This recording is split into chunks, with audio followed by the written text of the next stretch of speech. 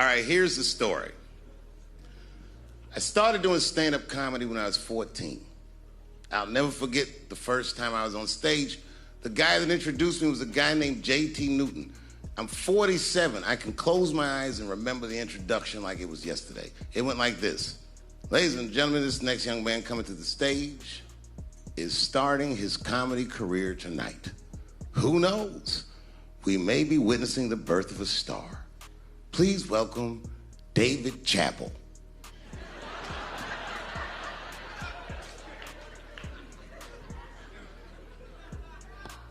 From the first time that I ever held a microphone, I was sure this was it. I knew I was home. I knew I had found my thing. And my God, man, I was a child. I got good. Matter of fact, I was good from the moment I started. And I'm not saying this to be a braggart. I'm telling you the truth. These old niggas was in awe of me. How was this little boy so poised? They used to say. I was. I mean, you know, I got better, but it started out good.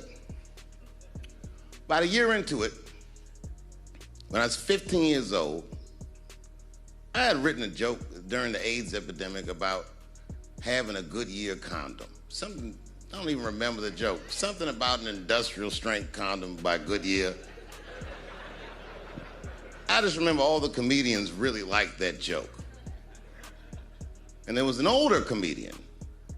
And he came to me one night after the show, after he saw the joke, and he said, listen, I got an audition at another comedy club, and I was wondering, do you mind if I do that joke? I just want to borrow it. Now, I'm a kid. I don't know any better. I'm like, borrow it? Well, I guess, sure, if it'll help your career.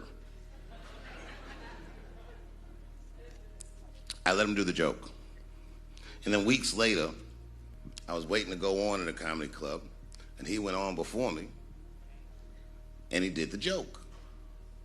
And after the show, I pulled him aside, and I said, hey, man, I don't mind you borrowing my jokes, but you got to give them back.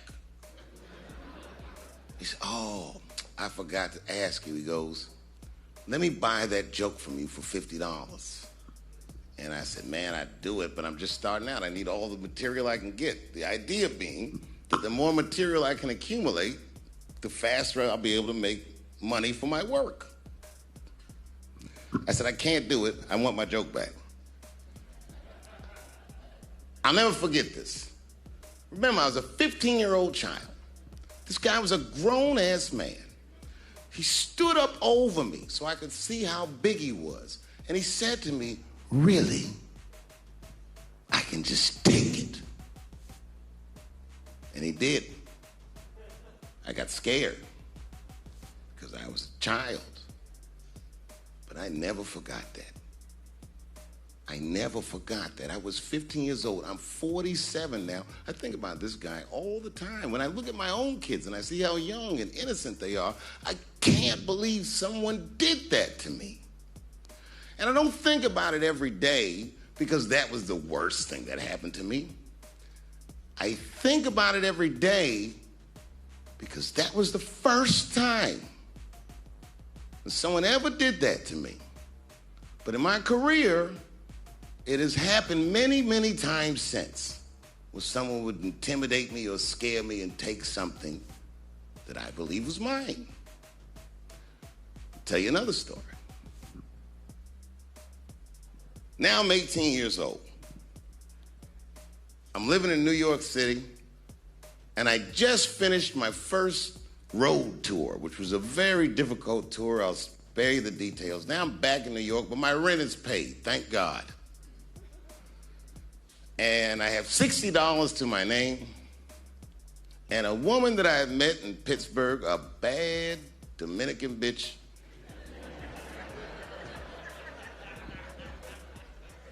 was coming to New York. She was gonna spend the weekend with me. I couldn't wait for her to get there. She was coming that evening. But remember, I only had $60 for a whole weekend to entertain a bad bitch. Now I'm walking through Greenwich Village, and I see something I've never seen before. 3-card Monte. You know what that is? Yeah, the guy had the whole thing. The table was set up, and he had the 3 cards, and the crowd was hooting and hollering, and he was like, find the red card, find the red card, and people were playing. Sometimes they win, sometimes they lose, but it was really exciting, and I'm standing there watching it, and I noticed while I'm watching them play this game that the red card, the one you're trying to find, had just a little bend on the corner. And I'm watching it, and I'm like, yo, this guy doesn't seem to know that red card is bent. I'm going to beat this motherfucker. And I walked up to the table, and I said, let me play a hand. And I put my last $60 on that table, and he starts to shuffle and find the red card, find the red card. And I kept watching that bent card go around the table, make sure I kept my eyes on that bent card. And when he stopped shuffling, and he said, find the red card, I pointed to it with confidence. Here it is right here. And he flipped it over, and it was black. And he took my money.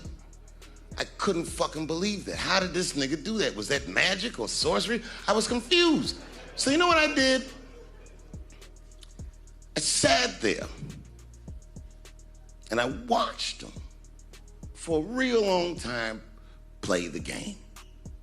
And I realized that all those people who was doing all that hooting and hollering and betting, my God, they were his friends. They were in on the whole thing. I felt so wronged. I felt so stupid. And then the next sucker came up to the table and was about to put his money down. And I said, fuck that, man. Don't put your money there. All these niggas is in on it. It's a trick.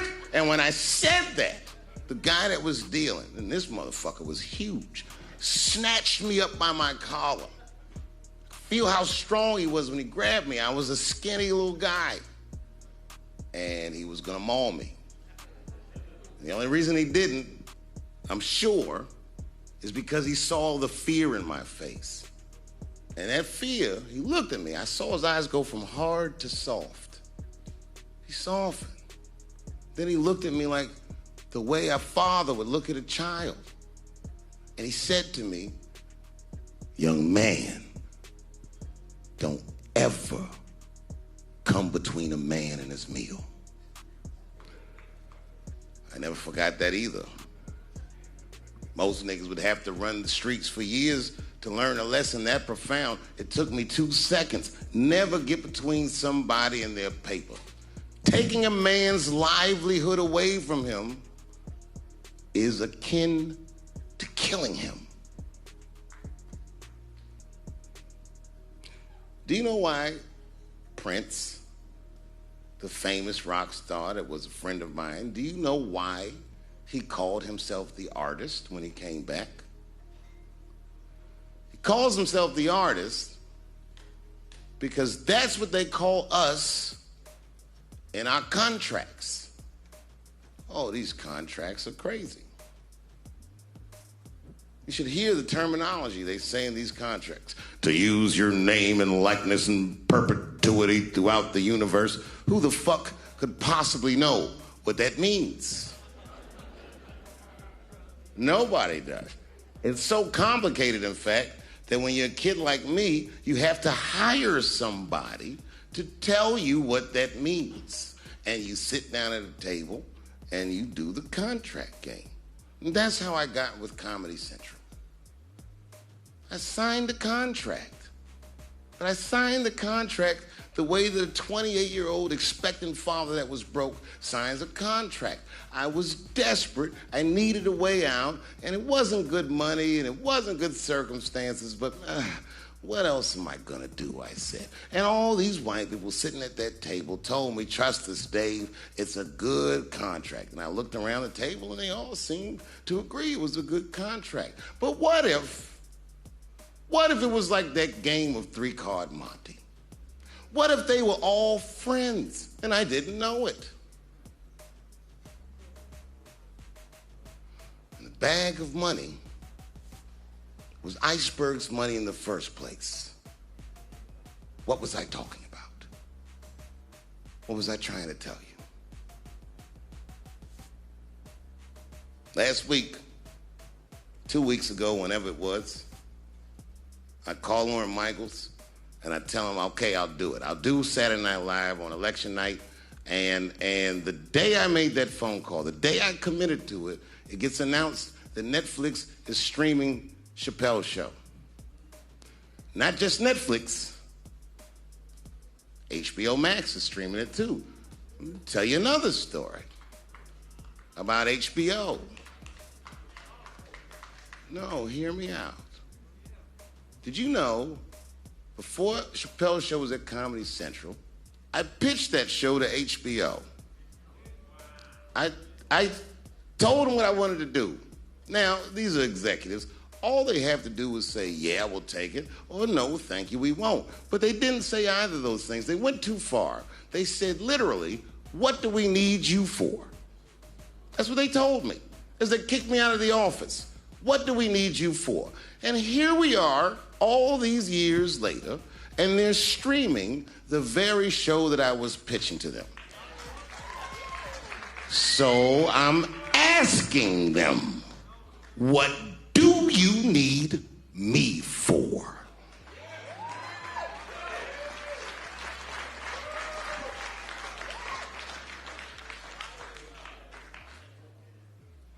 People think I made a lot of money for Chappelle's show. When I left that show, I never got paid. They didn't have to pay me because I signed the contract. But is that right? I found out that these people were streaming my work and they never had to ask me or they never had to tell me. Perfectly legal because I signed the contract. But is that right? I didn't think so either. That's why I like working for Netflix. I like working for Netflix because when all those bad things happened to me, that company didn't even exist.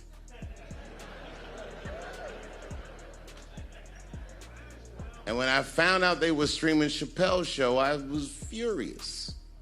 How could they not know? So you know what I did? I called them and I told them that this makes me feel bad. And do you want to know what they did? They agreed that they would take it off their platform just so I could feel better. That's why I fuck with Netflix, because they paid me my money, they do what they say they're gonna do, and they went above and beyond what you could expect from a businessman. They did something just because they thought that I might think that they were wrong. And I do. I think if you are fucking streaming that show, you're fencing stolen goods. They stole that from me. They just took it. And I'm not up here trying to tell you guys that I believe that Comedy Central gave me a raw deal just because I'm black. I believe that they gave me a raw deal because this fucking industry is a monster. It's the same monster that these Me Too bitches was trying to tell you about. But they hate the monster for how it fucks. And I hate that monster for how it eats. But my God, man, it's the same monster. When I quit the show, all my friends would say, well, fuck them, Dave. Why don't you just do Chappelle's show at another network? Yeah. And why doesn't a slave run from one plantation to another plantation? Because the master over there might be nicer. My God, man, I was trapped. You know what? Tell you the truth. I've even thought about coming back and doing another Chappelle show. Well, but if I do, I can't call it Chappelle's show because my name and likeness is being used by them in perpetuity throughout the universe. It's in the contract.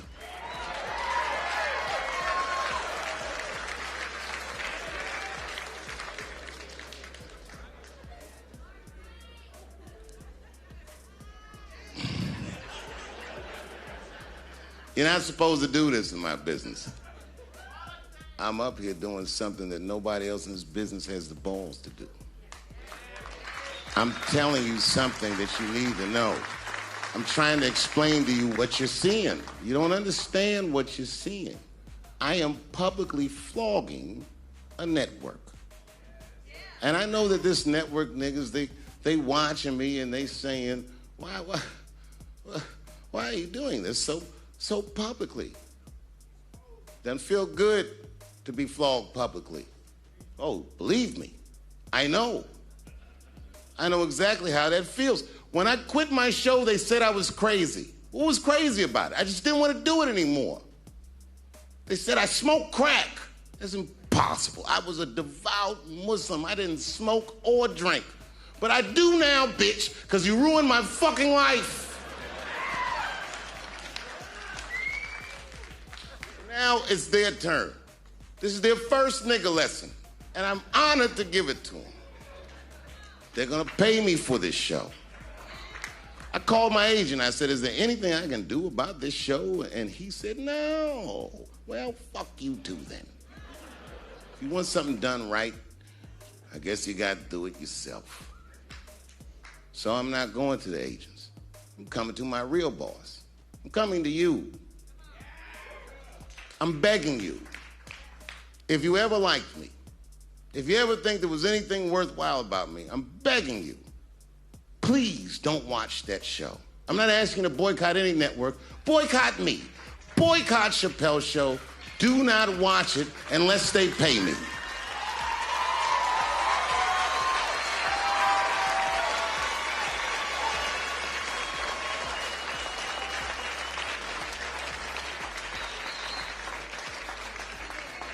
If you're a shareholder at Viacom, then I'm talking to you.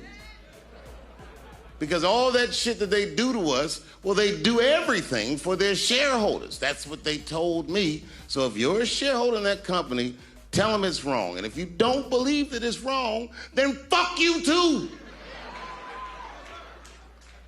should know what's in the hot dogs you eat.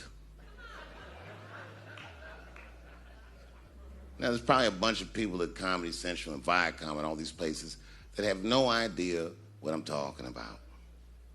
They've all either quit or been fired or got Me Too'd or something. Them niggas is gone. And there's a whole bunch of new young people there, and they're probably looking like, what is he talking about? They may not actually know what the fuck happened to me. So I'll tell you what I'm talking about. Go downstairs to your accounting department, open the books, see what that show made, and look at what you paid me. That's exactly what I'm talking about. You're going to pay me. I am inviting you to come with me and work with me. And let's fight against that terrible, terrible feeling that you made me feel together. We can fight together and work this thing with Chappelle's show out. Or I can just take it. Thank you.